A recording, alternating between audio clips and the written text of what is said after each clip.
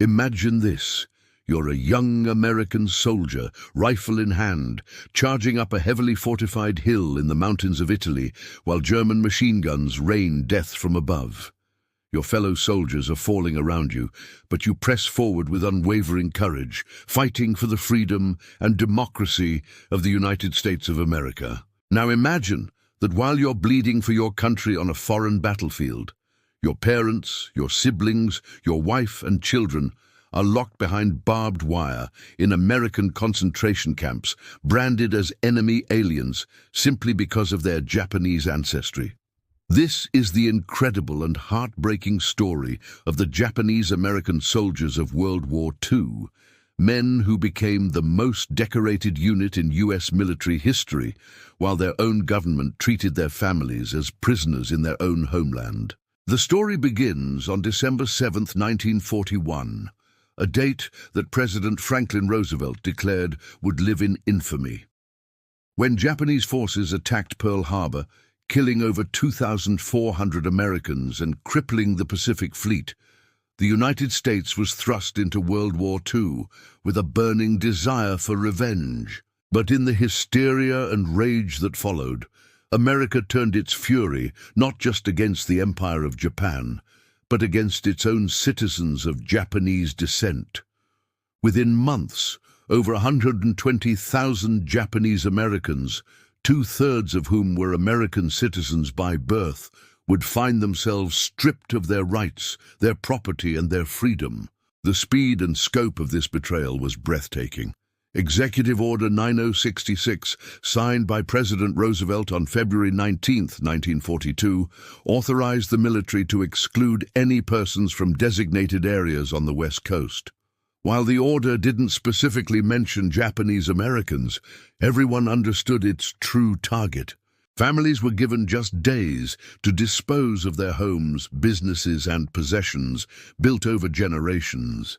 They could bring only what they could carry in their hands. Everything else had to be sold for pennies on the dollar or simply abandoned. Neighbors, friends, and business partners who had known these families for decades suddenly turned their backs, some even profiting from their misfortune by buying their property at drastically reduced prices.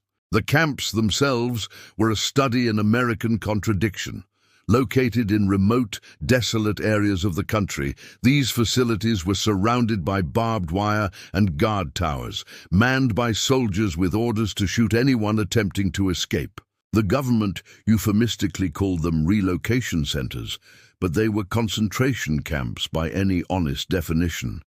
Families were crammed into hastily constructed barracks with no privacy, inadequate heating, and primitive sanitation facilities. The psychological impact was devastating, particularly on the children who couldn't understand why their country had suddenly declared them enemies. Yet even in this darkest hour, when America had abandoned its most fundamental principles, thousands of young Japanese American men stepped forward to volunteer for military service. This decision defied all logic and reason. Why would they fight for a country that had imprisoned their families? Why risk their lives for a democracy that had denied them basic rights? The answer lay in their profound belief in American ideals, even when America itself had forgotten them. They understood that their service could prove their loyalty beyond any doubt and perhaps secure a better future for their community. Initially, the military rejected Japanese-American volunteers, classifying them as enemy aliens unfit for service. But as the war dragged on and casualties mounted, the government reconsidered. In early 1943, the War Department announced the formation of the 442nd Regimental Combat Team, a segregated unit composed entirely of Japanese-American soldiers. The recruitment campaign targeted both the internment camps and the Hawaiian Territory, where Japanese Americans had not been mass incarcerated due to their large population and economic importance to the islands. The response was overwhelming. In Hawaii, where the quota was 1,500 volunteers, over 10,000 men stepped forward to serve. In the mainland camps, despite the bitter circumstances of their imprisonment, Nearly 1,200 men volunteered from behind barbed wire. These volunteers became known as the Go for Broke Regiment, adopting a Hawaiian gambling phrase that meant to risk everything on a single bet. They were literally betting their lives that their service would prove their worth as Americans. The 422nd was joined by the 100th Infantry Battalion, composed of Japanese-American soldiers from Hawaii who had been serving since before Pearl Harbor. These men had already proven themselves in combat in Italy, earning such respect from their fellow soldiers that they became known as the Purple Heart Battalion due to their high casualty rate and exceptional bravery. When the 442nd arrived in Italy in June 1944, they were merged with the battle-hardened 100th Battalion, creating a formidable fighting force. Their first major engagement came during the Italian campaign, where they faced some of the most challenging terrain and determined resistance of the European theatre.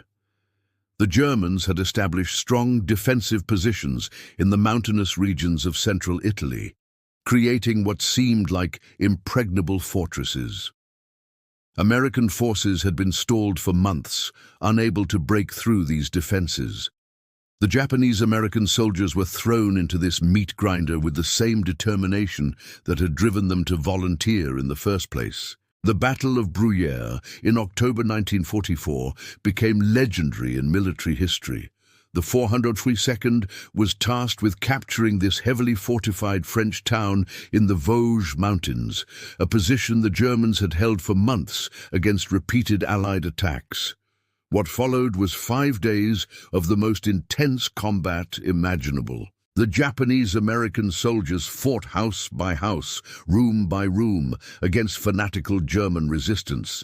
They scaled seemingly impossible cliffs, charged machine gun nests, and pressed forward despite horrific casualties.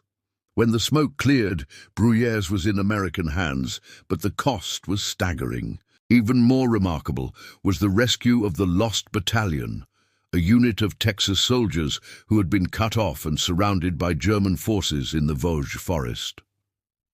For 5 days, 275 men from the 141st Infantry Regiment had been trapped without supplies, water, or medical aid, while German forces closed in for the kill. Multiple rescue attempts had failed with heavy casualties.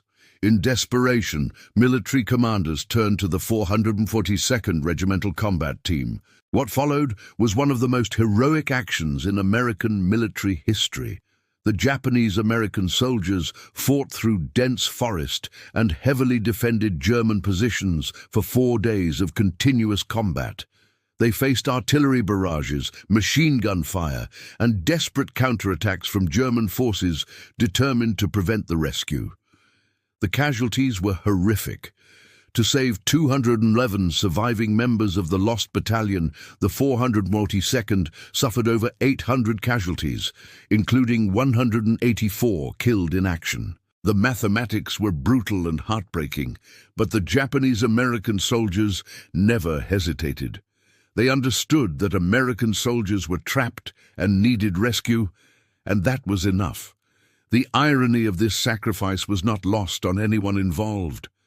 These Japanese-American soldiers were dying to save white soldiers from Texas, a state where many of their own families would not have been welcome even before the war. The rescued soldiers, initially suspicious and hostile toward their Asian American rescuers, were transformed by the experience. Many became lifelong advocates for Japanese-American rights, understanding that they owed their lives to men their society had branded as enemies. Throughout their service, the soldiers of the 442nd carried an additional burden that no other American unit faced: the knowledge that their families remained imprisoned. Letters from home described the harsh conditions in the camps, the struggle to maintain dignity in the face of humiliation, and the constant uncertainty about the future. Some soldiers received news that family members had died in the camps, unable to receive proper medical care. Others learned that their businesses had been destroyed or stolen while they were fighting overseas, yet they continued to fight with unmatched courage and determination. The psychological toll was immense. These young men were fighting for American values, while America denied those same values to their loved ones. They were proving their loyalty to a country that questioned their allegiance based solely on their ancestry. Some struggled with anger and resentment, while others channeled their emotions into an almost superhuman dedication to duty. Their officers, initially skeptical of their reliability, soon learned that Japanese-American soldiers would attempt missions that other units considered impossible. The statistics of their service tell a story of extraordinary heroism and sacrifice. The 422nd Regimental Combat Team became the most decorated unit in U.S. military history for its size and length of service. They earned 21 Medals of Honor, 52 Distinguished Service Crosses, 65 Silver Stars, and over 9,000 Purple Hearts. Their casualty rate was staggering. By war's end, the unit had suffered a 314% casualty rate, meaning that the entire regiment had been replaced more than 3 times due to deaths and wounds. No other American unit in World War II approached this level of sacrifice. Individual stories of heroism emerged from every battle. Private First Class Sadao Munemori threw himself on a German grenade to save his squadmates, posthumously receiving the Medal of Honor. Technical Sergeant Abraham Ohama single-handedly destroyed 3 German machine gun positions despite being severely wounded. Staff Sergeant Robert Kuroda continued fighting with a shattered arm until he collapsed from blood loss. These were not isolated incidents, but representative of the unit's overall character and commitment. The end of the war in Europe brought mixed emotions for the Japanese-American soldiers. They had proven their loyalty and courage beyond any possible doubt, earning the respect and admiration of their fellow soldiers and commanders. General Mark Clark, who had initially been skeptical of their abilities, became one of their strongest advocates, declaring that they had written a brilliant chapter in the military history of our country. Yet many wondered what kind of reception awaited them at home. The homecoming was complicated and often painful. While some communities welcomed them as heroes, others remained hostile and suspicious. The internment camps were closing, but many families had nowhere to go. Their former homes and businesses were gone, their savings depleted, their communities scattered. The soldiers, who had sacrificed everything for their country, found themselves starting over from nothing, facing the same prejudice and discrimination that had existed before the war. The fight for recognition and justice continued for decades after the war ended. The heroism of the 422nd was often overlooked in popular histories of World War II, and the injustice of the internment camps was rarely discussed in polite society. It wasn't until the 1980s that the United States government formally acknowledged the wrongness of the internment program, offering a formal apology and modest reparations to survivors.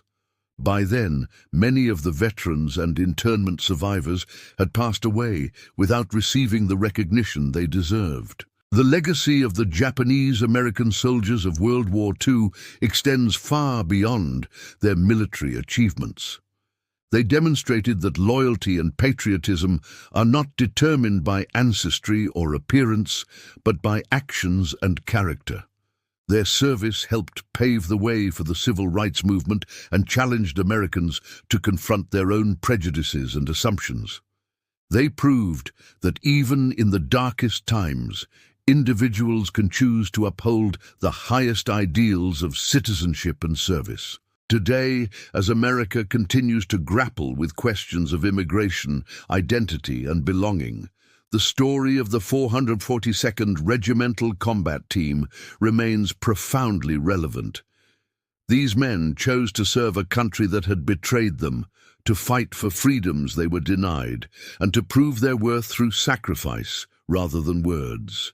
They understood that being American was not about where your grandparents were born, but about what values you were willing to defend. Their story reminds us that heroism often emerges from the most unlikely circumstances, and that the greatest patriots are sometimes those who have the most reason to abandon their country. The Japanese-American soldiers of World War II didn't just fight for America. They fought for the idea of what America could become, a nation where loyalty and courage are recognized regardless of race or ancestry, where citizenship is defined by character rather than complexion. If this incredible story of courage and sacrifice moved you as much as it moved us, please give this video a thumbs up and share it with others who appreciate tales of true heroism. These forgotten heroes deserve to be remembered and honored for their extraordinary service. Don't forget to subscribe to our channel for more amazing stories of courage and determination from history's most remarkable individuals. Hit that notification bell so you never miss our latest discoveries about the brave men and women who shaped our world through their sacrifices. What other forgotten heroes of World War II would you like us to explore? Let us know in the comments below and help us continue sharing these important stories that remind us of the best of human nature, even in the worst of times.